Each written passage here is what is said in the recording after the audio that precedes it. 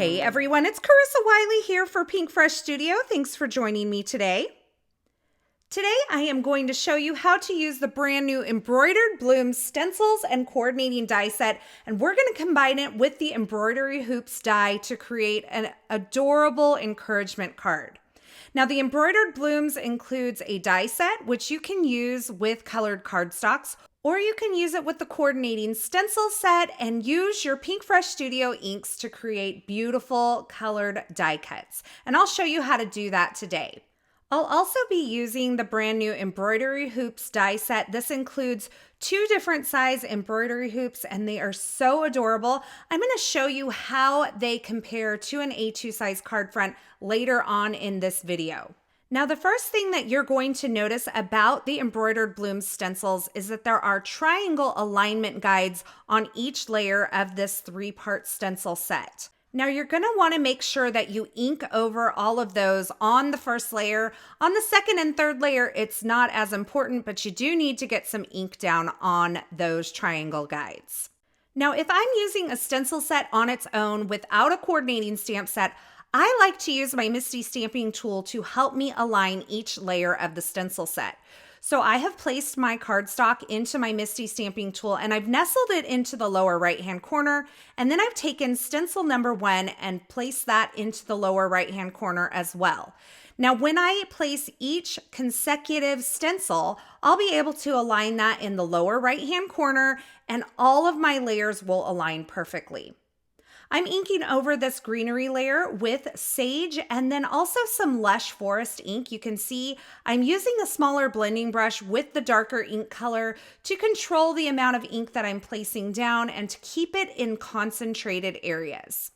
Now for stencil number 2, I've placed it into the lower right-hand corner of the Misty again, and I'm starting out with peach fuzz ink over all of these florals, and then I'm bringing in a little Clementine onto some of the edges. I'm just kind of doing it here and there.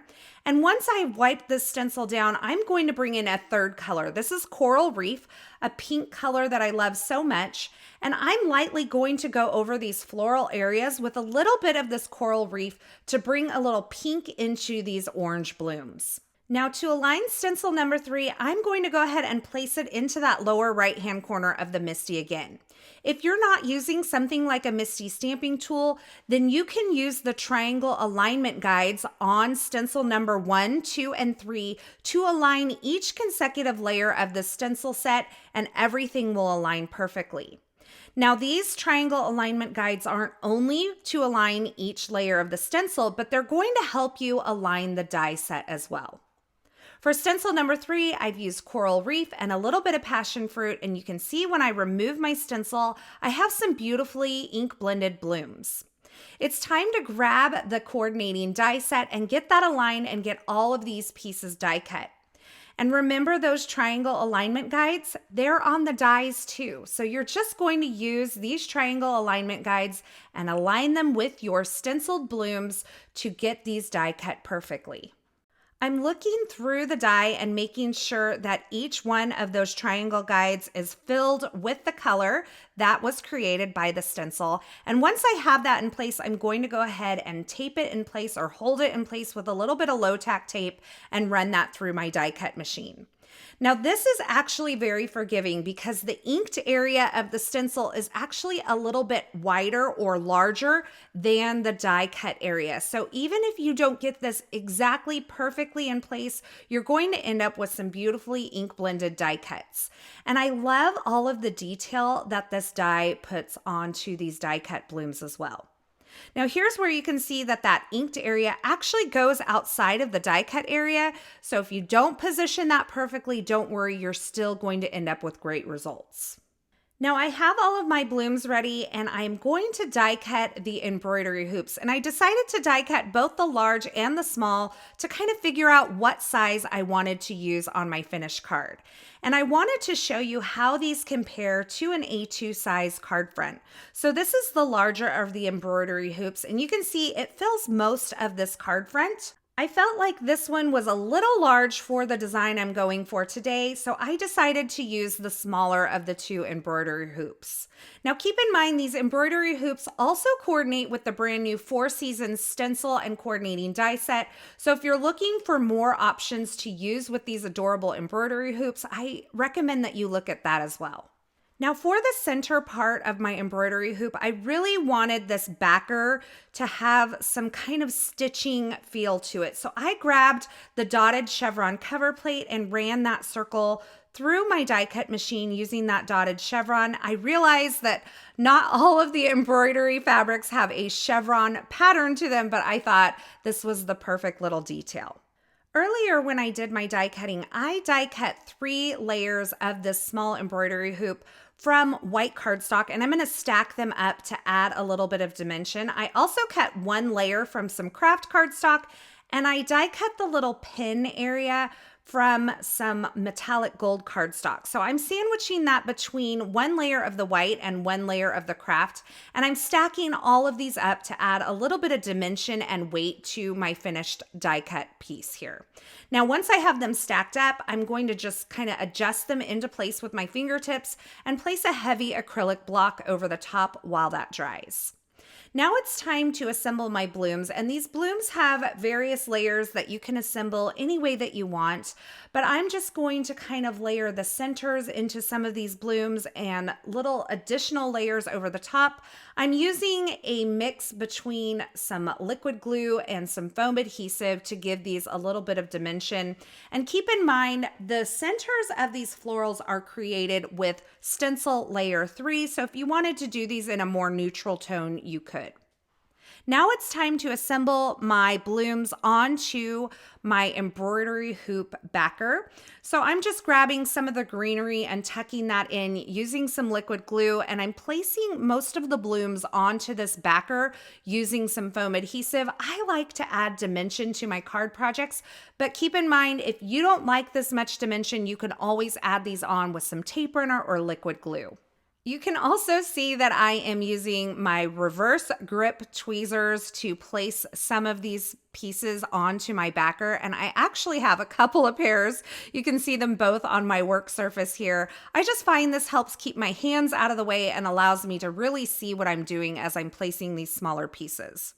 This backer will nestle right into that embroidery hoop, and now I have that ready to go on my card, so I'm going to work on a couple additional layers. I've grabbed the fancy rectangle frame die set, and I'm die cutting the largest frame from some white cardstock. I'm going to die cut a couple of layers here because I want this to have a little bit of thickness and a little bit of weight. I've also trimmed down a piece of nectar cardstock to fit in the opening of this frame, and I'm adding a little bit of liquid glue on the back side of this first frame and adhering it to that piece of cardstock that I've cut down. Once that's in place, I'll go ahead and flip this over and add another line of liquid glue along the back side of this frame, and I'll stack up a second white die cut frame behind it. I love how this fancy rectangle frame really dresses up the card, but it also gives kind of a landing place for my focal piece, that embroidery hoop, to kind of land on. And it brings a lot of color to this card with that piece of colored cardstock within the frame. Now I went ahead and placed a heavy acrylic block over the top of that while that liquid glue kind of set up.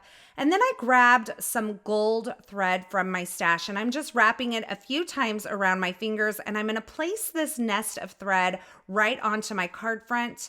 And then I added some liquid glue to the back side of the frame of my embroidery hoop and laid that right over the top of that nest of thread. And that's holding that thread in place onto my card front.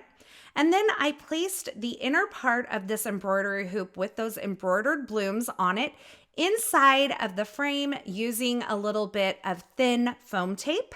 And I'm going to dress up the top of this embroidery hoop with some more gold thread. I've just tied a double layer into a bow, and I'm adhering that to the top using some liquid glue, again using my tweezers to help me get that positioned perfectly. I grabbed this hang in there greeting and I gold heat embossed it onto some vellum. This is from the new Grateful Greenery stamp and coordinating die set. There's also a press plate and stencil set available in this product suite. And I just positioned that right onto the embroidery hoop. Then I'll add this entire card front onto an ivory card base using some foam adhesive. Again, totally optional step, but I love the dimension that it creates. Once I get that positioned, I am going to grab some metallic gold pearls from Pinkfresh Studio, and I'm using my dual tip embellishment tool to place those onto my card front and adhere them with a little bit of liquid glue. So that finishes off my card for today, an adorable encouragement card featuring the new Embroidered Blooms stencils and coordinating die set along with those embroidery hoops, which I think are going to be so much fun to use on so many different cards. I hope you enjoyed this kind of how-to video on how to stencil and get the best alignment for all of these images.